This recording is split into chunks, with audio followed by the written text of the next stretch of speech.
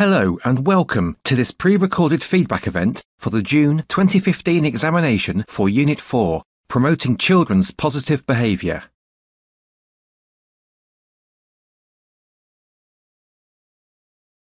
To help you get the most out of this feedback, you may want to have the following documents handy, as we will refer to them during the session: Unit Specification, Mark Scheme, Lead Examiner's Report, June 2015 Question Paper.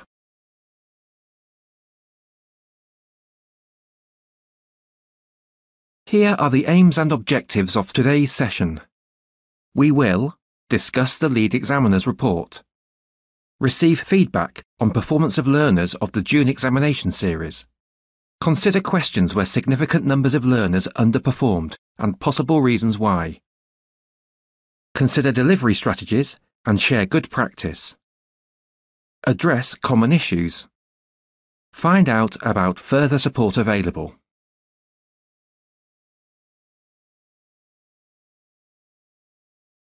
Delegates are now asked to pause to read the Lead Examiner's Report. Please note that the majority of the questions on the paper have been commented on in the Lead Examiner's Report. This is another resource for you to use to help understand the requirements of each question and to see what sort of responses were given by candidates and how they were awarded marks. Some of the information from it will be used in this presentation, and if you are able to spend some time reading it, I am sure it will help you gain further understanding. Further advice can also be directed to our subject advisor, Rachel Southern, whose details can be found on the link shown. The report can be given to candidates so they can see for themselves what is required for the different types of questions and how they can be awarded marks.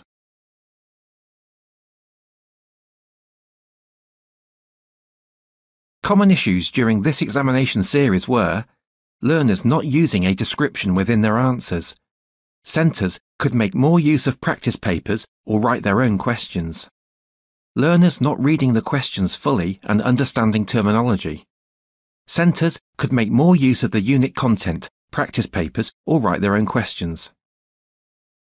Learners not showing understanding of the command verbs. The examination report shows that learners made relevant links to the theories and showed full coverage of the specification, and centres are commended for the work that has taken place in these areas.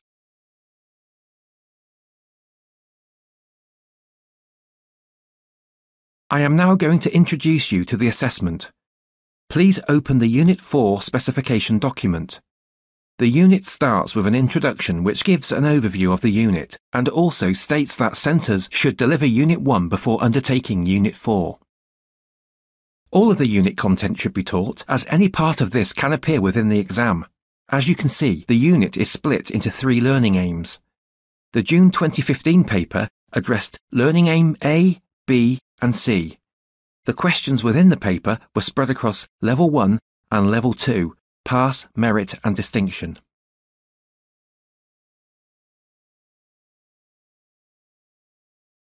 The next 4 slides will look at questions where learners did well. Question 1 to Question 3. These questions were straightforward multiple choice. Learners need to identify their chosen response. Most learners achieved these questions. Question 6. The learners produced good responses for this question and understood how practitioners could model desired behaviour. Many learners responded with good manners and speaking appropriately. Question 12A. Most learners knew what the term verbal aggression was and gave the appropriate answers of name-calling or swearing.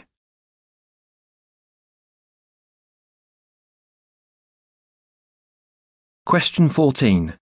Please read through one learner's response. Please pause the recording.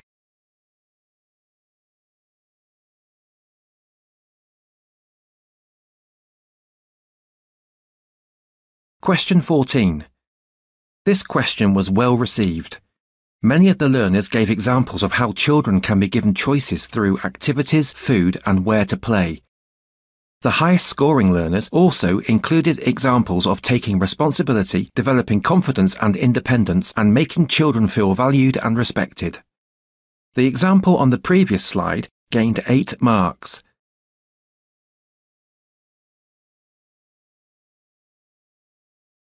The next 4 slides show examples of why learners accessed less marks on certain questions.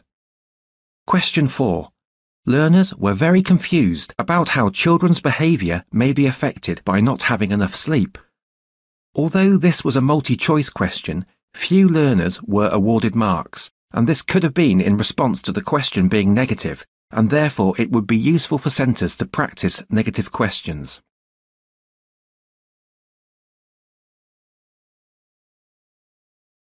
Question 11A. The learners that achieved marks for this question mainly chose excited, hyper, or boisterous. However, many learners did not understand the term overstimulation. The example given did not achieve any marks.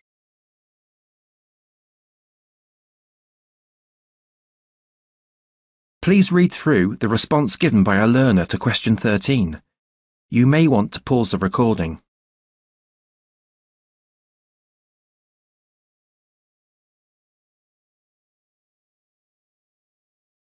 Question 13. The learners were able to give an example of how role models are used in early years settings to support positive behaviour, but found it difficult to give a different type of example to gain the full 4 marks. The example given gained the full 4 marks.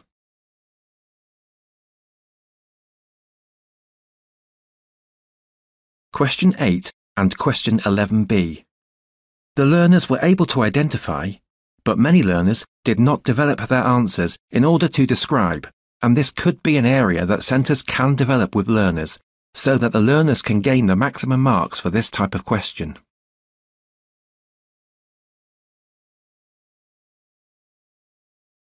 Question 11B.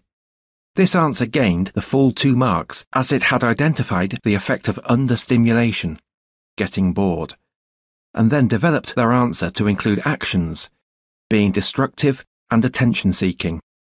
Either of these responses would have gained the additional mark.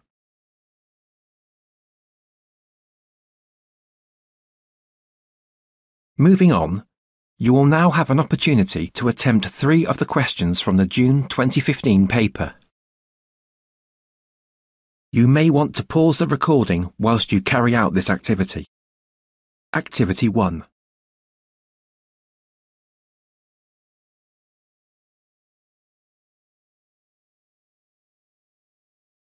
This was awarded 2 marks. The learner had identified talking to the child about their life, 1 mark, and so that they can feel more comfortable, 1 mark, for the development. This shows that the learner followed the command verb of describe.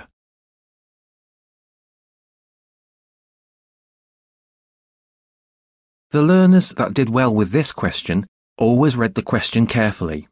They responded to the command verb by an identification and a development.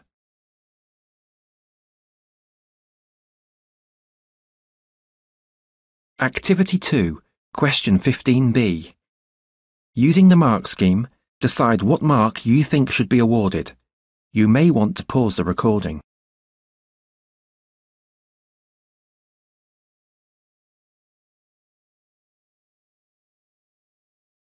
This was given 0 marks, as the learner did not give examples of Skinner's operant conditioning theory.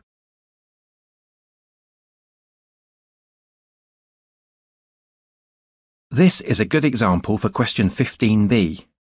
Pause the recording and look at the example.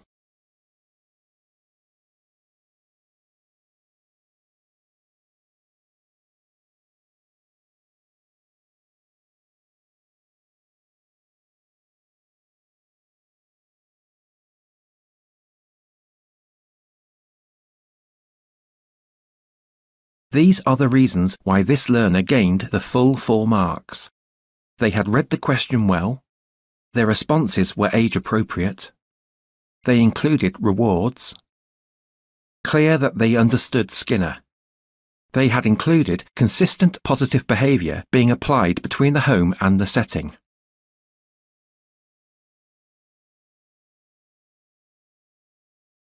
Activity 3, Question 16. Using the mark scheme, what mark do you think should be awarded and why? Pause the recording whilst the activity is being carried out.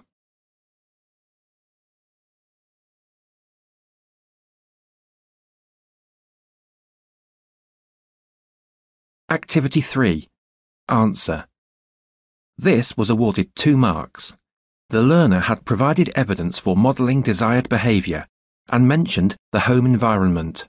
Only a few points were mentioned which were identified in the mark scheme, and therefore this was within the Level 1 band.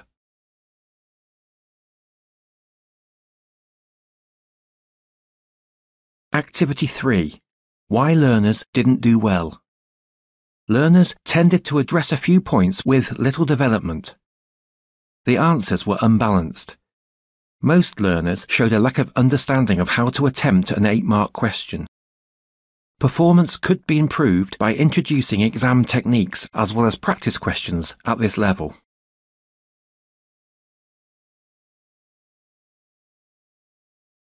Pause the recording and read through the example of a good response.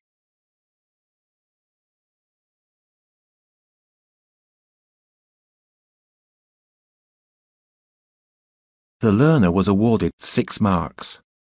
They had included the behaviour policy and that staff should follow this consistently. The staff should use non-verbal communication. They have included responding with stickers and communicating with parents. The learner has used a range of points with a description, but they did not go into depth, and some additional areas could have been covered, including diffusing the situations, ensuring the environment is suitable, and demonstrating equality to gain the 8 marks.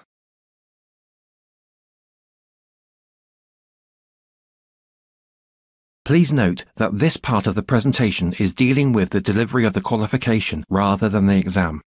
I would now like you to consider delivery strategies and best practice. 1. Practical-based learning sessions using role play, for example. 2. Mapping and integrating units across the centre. Although this can be an arduous task, it has proven to be beneficial in many centres. 3. Scenarios and contexts.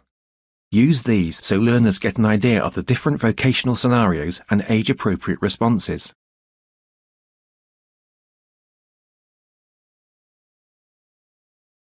Four. Use of delivery guide. It is a useful document, but concentrate on each section of the specification. Use learner experience where possible and appropriate. 5. Group work. Learners can help each other understand topics. 6. Research. Look at the how and why, rather than just using. 7. Projects.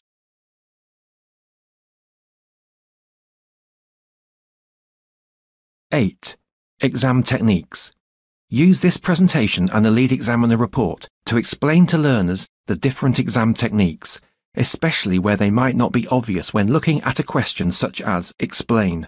1 mark for identification, 2nd mark for a description or expansion. 9. Enter learners when they are fully prepared, so they will be able to achieve the best mark possible.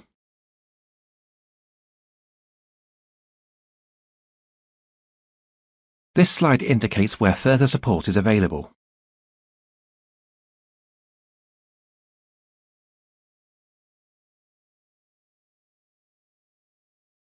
Any further questions to be directed to the Subject Advisor for Children and Young People, Rachel Southern.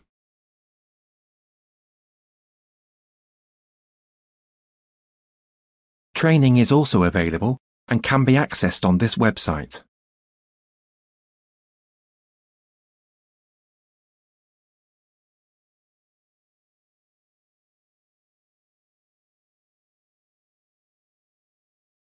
Thank you.